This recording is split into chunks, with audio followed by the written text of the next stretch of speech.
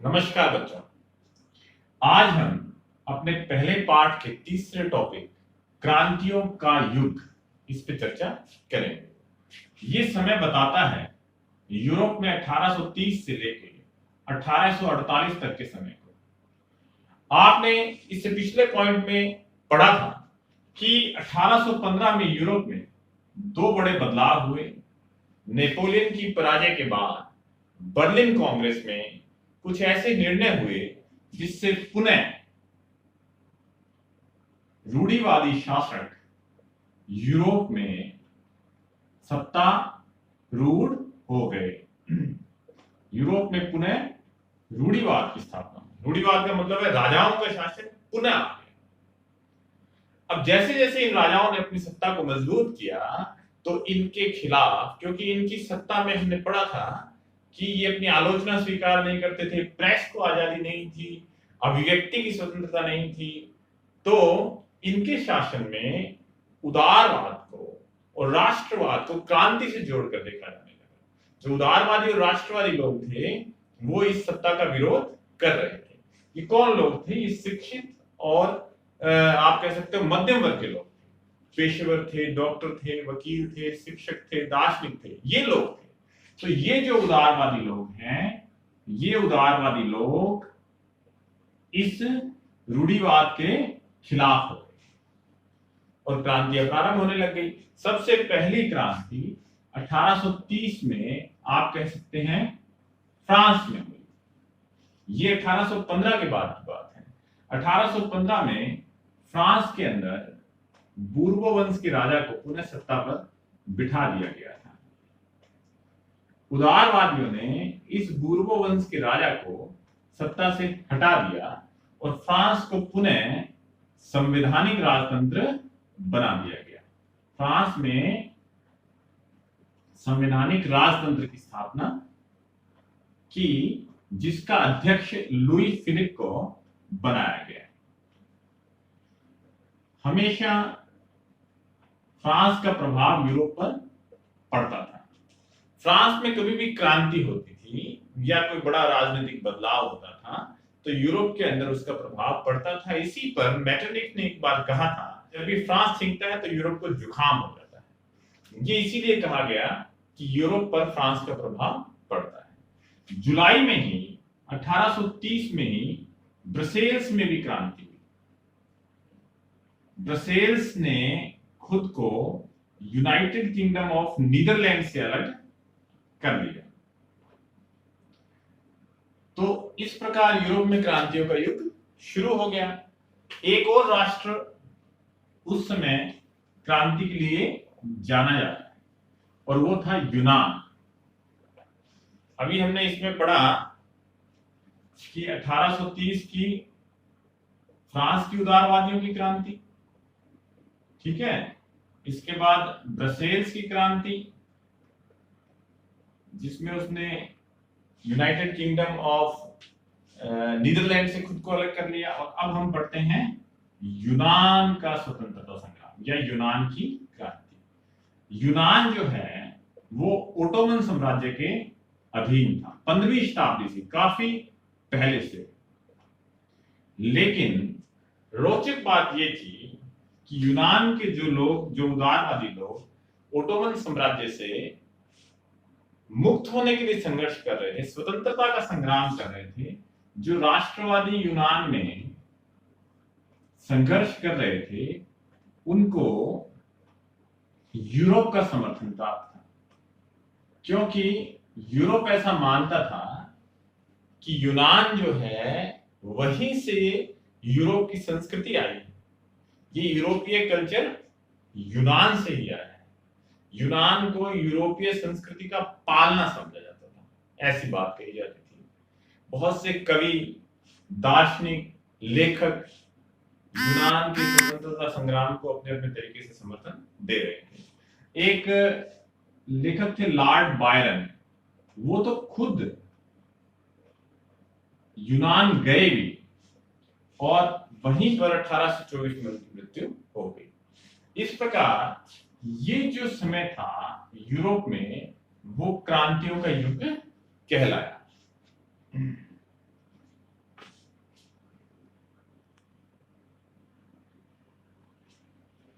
अगला हमारा बिंदु है रूमानी कल्पना और राष्ट्रीय भावना। 3.1 रूमानी कल्पना और राष्ट्रीय भावना।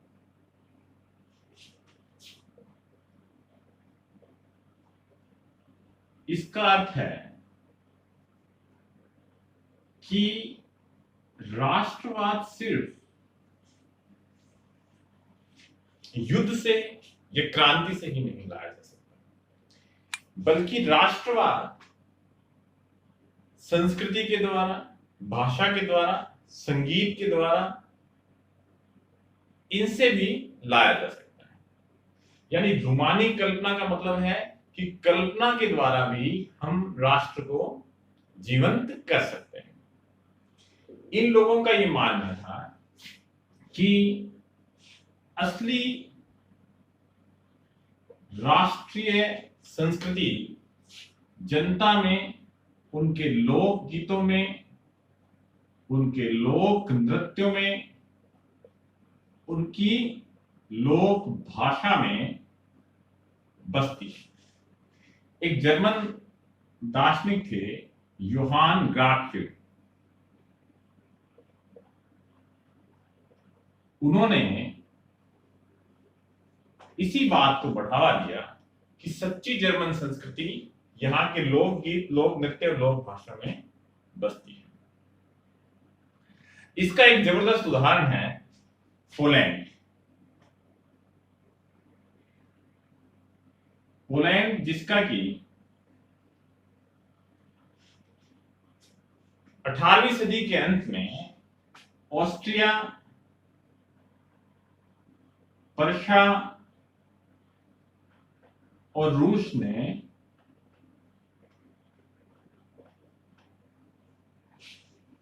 बंटवारा कर लिया था।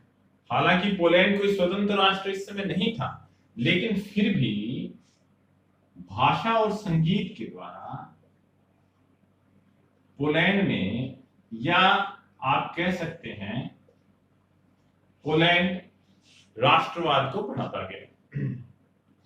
ये एक संगीतकार थे कैरोल कुर्पिस्की।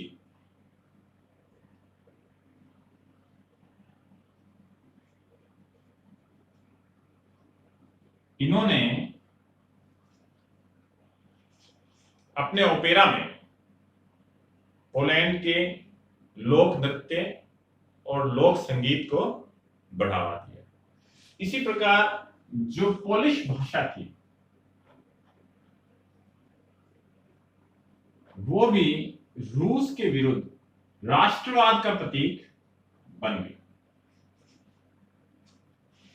पोलिश भाषा भी रूस के विरुद्ध राष्ट्रवाद का प्रतीक बन गई। जैसे जब हम आजादी की लड़ाई भारत में चल रही थी, जब भारत अंग्रेजों का गुलाम था, तो हम भी गाते थे वंदे मातरम, गाते थे। हमारा भी गीत जनगण मन राष्ट्रवाद का प्रतीक। इसी तरह से हमारी भाषा हिंदी भी राष्ट्रवाद का प्रतीक थी। पोलैंड के अंदर रूस ने काफी प्रयास किया उन पादरियों को, उन बिशपों को जो अपने विद्यालयों में पोलिश भाषा पढ़ाते थे, उनको दंडित करके साइबेरिया भेजा गया। लेकिन फिर भी रूस इस राष्ट्रवाद को दबा नहीं पाया। तो रूमानी कल्पना से राष्ट्रवाद का मतलब ये है कि न सिर्फ क्रांति या सैनिक परिवर्तन से, सैनिक सत्ता से, शक्ति से राष्ट्रवाद लाया जा सकता है, बल्कि भाषा, संस्कृति, संगीत, कला के द्वारा भी राष्ट्रवाद लाया जा सकता है। अब हम बढ़ते हैं अगले बिंदु 3.2 की ओर, जो है भूख और कठिनाइयों का दौर।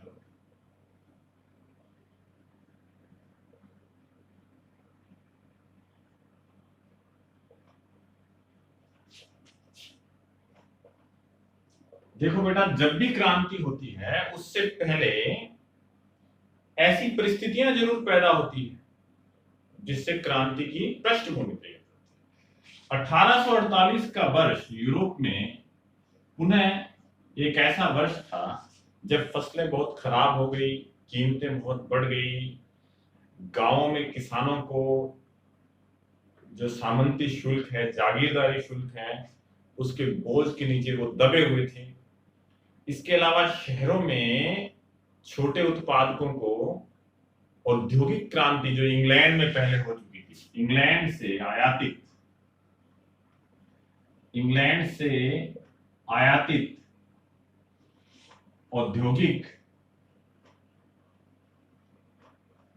औद्योगिक वस्तुओं से प्रतिस्पर्धा करनी पड़ रही थी। ये खासकर कपड़ा उद्योग में हो रहा था, क्योंकि इंग्लैंड में औद्योगिक क्रांति होने से वहां का कपड़ा सस्ता होता था और बाकी यूरोप में क्रांति नहीं हुई थी। इसलिए छोटे जो उत्पादक थे, छोटे उत्पादकों का व्यापार इससे नष्ट हो गया, तो उनकी भी आमदनी गिरती जा रही थी। गांवों में किसान कर्जे तले दबते जा रहे थे। ऐसे में ही सिलेसिया में बुनकरों ने, एक घटना हुई थी, काफी ठेकेदारों पे आक्रमण कर दिया, या बुनकरों का विद्रोह काफी प्रसिद्ध है। देश के हालात इतने खराब हो गए थे, ये हम फ्रांस की बात कर रहे हैं, कि जनता ने विद्रोह कर दिया, और इस विद्रोह में लुई फिलिप को, जिसको पहले अध्यक्ष बनाया हुआ था 1830 की क्रांति से, उसको भागना पड़ा और फ्रांस गणतंत्र बन गया। फ्रांस पुनः एक बार गणतंत्र बन गया। 9th क्लास की क्रांति अलग थी, 10th का डेवलपमेंट ये अलग है। वो बात हम कर रहे थे 18वीं शताब्दी की, ये है 19वीं शताब्दी। ये बात कर रहे हैं हम 1848 की। आप फिर से याद रखना कि एक बार क्रांति हुई 1815 में, फिर से राजाओं का शासन आ गया, 1830 में पुनः संवैधानिक राजतंत्र बना, और 1848 में पुनः गणतंत्र बन गया। इस बार इस गणतंत्र ने 21 वर्ष से अधिक उम्र के सभी पुरुषों को वोट डालने का अधिकार दे दिया।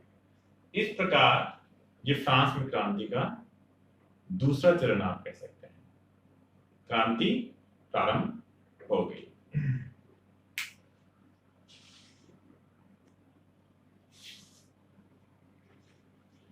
अब हम बढ़ते हैं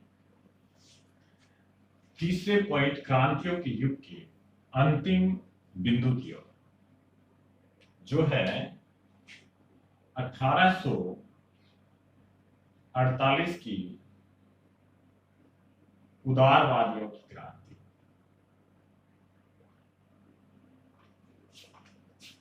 उदारवादियों की क्रांति। प्यारे बच्चों, यहां हमें कुछ चीजें समझनी होगी। अभी हमने जो इससे पिछले टॉपिक में पढ़ा कि फ्रांस के अंदर विद्रोह हुआ, वहां के शासक लुई फिलिप को भागना पड़ा और उसको गणतंत्र घोषित कर दिया। फ्रांस की इस क्रांति से यूरोप के अन्य स्थानों पर, जहां पर अभी तक राष्ट्रवाद नहीं था, जैसे कि पोलैंड था, वो अभी तक स्वतंत्र राष्ट्र नहीं था, जर्मनी था, इटली था, ठीक है, इसके अलावा एक ऑस्ट्रिया और हंगरी में हैब्सबर्ग साम्राज्य था। यहां भी राष्ट्रवाद की मांग उठने लगी। यहां भी राजाओं की निरंकुश सत्ता के स्थान पर नागरिकों के शासन की मांग उठने लगी। ऐसा ही प्रयोग 1848 में जर्मनी में हुआ, जहां पर फ्रैंकफर्ट शहर में लगभग 831 चुने हुए प्रतिनिधि सर्व जर्मन नेशनलिज्म, यानी एक जर्मन को राष्ट्र बनाने के लिए इकट्ठा हुए। इन लोगों ने एक नए संविधान की मांग रखी और प्रशा उस समय एक राज्य था जिसके नेतृत्व में बाद में जर्मनी का एकीकरण होगा। प्रशा के राजा विल्हेम चतुर्थ को इन लोगों ने कहा कि भाई हम इस तरह से जर्मनी एक राष्ट्र बनाना चाहते हैं। ये लोग उदारवादी थे, जो फ्रैंकफर्ट संसद में इकट्ठा हुए थे वो उदारवादी थे, राष्ट्रवादी थे। उन्होंने कहा कि हम आपको अपना अध्यक्ष बनाना चाहते हैं, लेकिन विलेम चतुर्थ ने इनका प्रस्ताव अस्वीकार कर दिया। बल्कि विलेम चतुर्थ ने रूढ़िवादी शासकों का साथ दिया, जो लोग उदारवादियों को दबाना चाहते थे। बाद में सेना बुला ली गई और ये जो फ्रैंकफर्ट संसद है इसमें भी ज्यादातर लोग पढ़े लिखे, शिक्षित और मध्यम वर्ग के थे। इसमें किसानों को, कारीगरों को, महिलाओं को स्थान नहीं दिया गया था, तो इसने अपना जनाधार खो दिया और इस संसद को भंग कर दिया गया। यानी ये प्रयास असफल हुआ, आप ये कह सकते हैं, ये प्रयास असफल हुआ और महिलाओं को इसमें शामिल नहीं किया गया। लेकिन फिर भी फ्रैंकफर्ट संसद से एक बात समझ आ गई राजाओं को कि अब पहले जैसी निरंकुश सत्ता का प्रयोग नहीं किया जा सकता। अब कुछ ना कुछ ऐसे राजनीतिक बदलाव करने होंगे जिससे हम हमारे इस विरोध को दबा सकें। तो इसी तरह से जो पहले पूर्वी यूरोप में 1815 से पहले बदलाव हो चुके थे, जिसे हम नया रूढ़िवाद कहते हैं, वो पश्चिमी यूरोप में अब होने लगे। रूस ने और इसी के साथ हैब्सबर्ग साम्राज्य ने भी अपने यहां पर भूदासत्व को समाप्त कर दिया, जागीरदारी प्रथा को समाप्त कर दिया, यानी अपनी सत्ता बचाने का कुछ प्रयास किया। इस प्रकार अब हम धीरे धीरे राष्ट्रवाद की ओर बढ़ रहे हैं। इस बिंदु में हम जहां तक पहुंचे हैं वो स्थिति ये है कि यूरोप के अंदर फ्रांस की क्रांति हो चुकी है। फ्रांस की क्रांति ने सारे यूरोप में एक स्वतंत्रता का, समानता का और भाईचारे का संदेश दिया है, नागरिक अधिकारों का संदेश दिया है और उससे पूरे यूरोप में हलचल मची हुई है। जगह जगह छोटी मोटी क्रांतियां हो रही है और सारा यूरोप राष्ट्र बनने के लिए तड़प रहा है। इससे अगले टॉपिक में हम देखेंगे कि यूरोप में नए नए राष्ट्रों का उदय हो रहा है। इस तरह से यूरोप में राष्ट्रवाद का प्रसार हुआ। तो आप 1848 की क्रांति से क्या समझते हैं? 1830 से 48 के बीच में कहां कहां क्रांतियां हुई, उसे क्रांतियों का युग क्यों कहते हैं? ठीक है। और 1848 की क्रांतियों के समय यूरोप की स्थिति क्या थी? भूख और कठिनाइयों का दौर था, बहुत खराब वक्त था। ठीक है, छोटे उत्पादक परेशान थे, किसान परेशान थे। इस प्रकार के प्रश्नों को बनाकर हमें इस टॉपिक का अध्ययन करना है। बहुत बहुत धन्यवाद।